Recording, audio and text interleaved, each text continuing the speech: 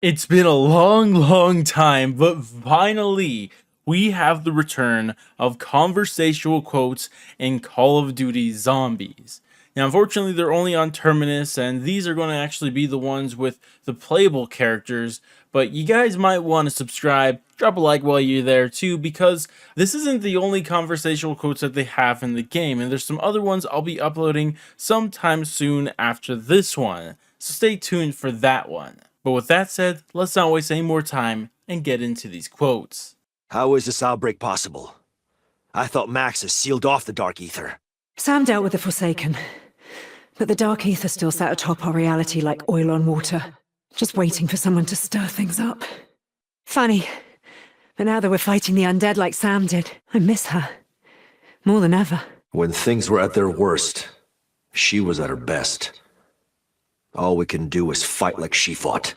This day just keeps getting worse. As if these Dark Ether fucks aren't enough. We've got homegrown monsters to deal with. Lighten up. We all have enough piss and vinegar to face this head-on and laugh. Ha, ha. What do you think about Maya? She killed that guard like it was nothing. Can we be sure she wouldn't do the same to us? We can't, but right now we don't have a choice.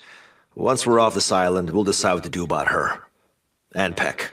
Janus was the Greek god of beginnings, right? So what the hell is Richtofen trying to start? If he's employing sadists like Dr. Modi, he must be desperate. If not insane. So, what'd your brother do to end up in a place like this? Crossed the wrong people. Stuck his nose where it didn't belong. As usual, Big Sis has to clean up the mess. Not many lines of work that get you locked up at a CIA black site. And I speak from experience. We're smugglers. Any type of contraband, we can move it, including refugees. But when some of our cargo started disappearing, Nathan asked a few too many questions. Ever heard of the French Syndicate? Criminal organization based out of Avalon. Very dangerous. Why? We handed off refugees to him. They went missing, and when Nathan asked why, he disappeared too. Why Peck? There are plenty of idiots in the world who could help you find your brother. I stitched him up after he got rolled in a back alley.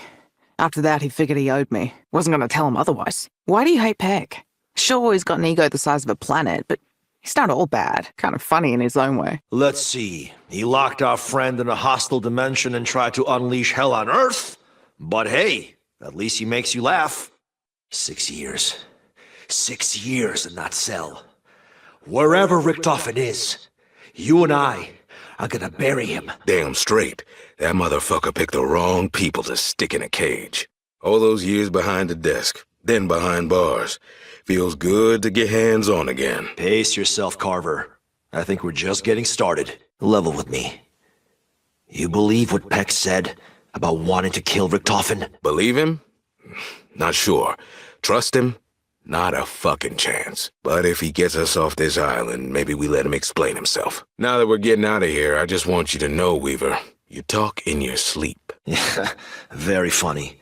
We both know the CIA trains that out of you real fast. Anyway, you don't want to be anywhere near my dreams these days. Still can't believe I ever fell for Richtofen's lies.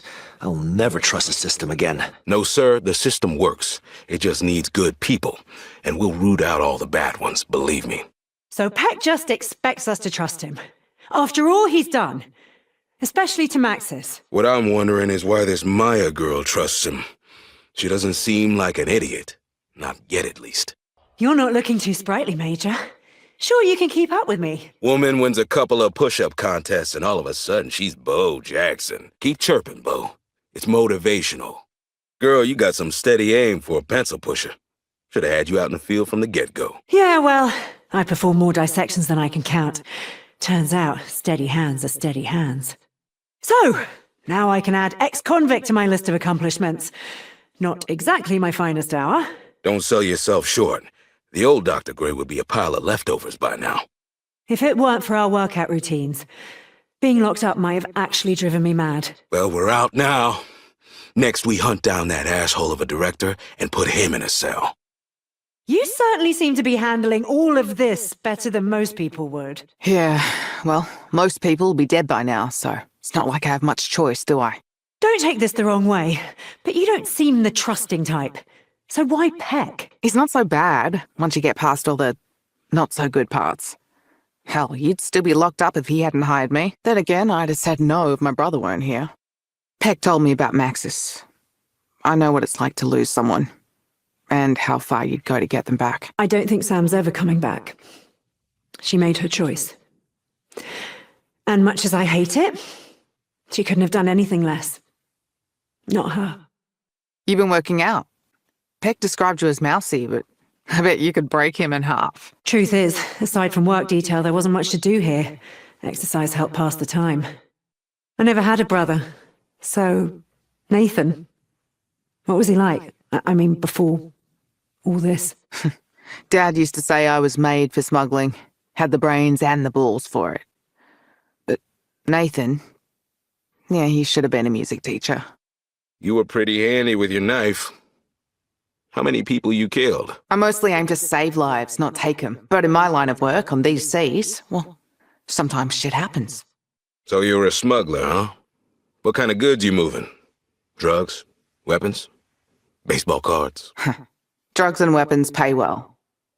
But Nathan was always a softie. Every shitty port we stopped in, he'd see the starving women with their kids, looking for a new start. Anywhere else. I never heard of a human trafficker with a heart of gold. Smells like bullshit to me. Oh, I've done a lot of dodgy things over the years. Moving those refugees was not one of them. I told Nathan, I fucking told him he was dealing with the wrong people, but he wanted to help. Look where it got us. Some folks are like that. So caught up in saving others, they don't watch their own backs. No one's fault. Just how it is. Franco. His name is Franco. The syndicate scum who sold out Nathan. Guess he thought no one would miss him. I'm gonna show him how wrong he was. I don't doubt it for a second. Hope I'm there to see it.